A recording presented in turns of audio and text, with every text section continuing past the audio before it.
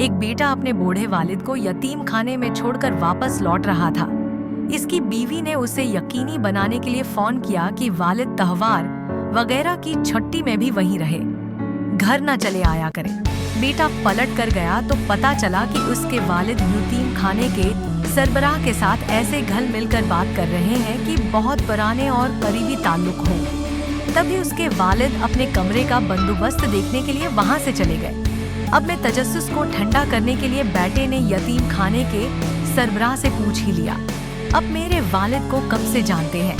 उन्होंने मुस्कुराते हुए जवाब दिया, गुज़श्ता 3 साल से, जब वो हमारे पास एक यतीम बच्चे को गोद लेने आए थे।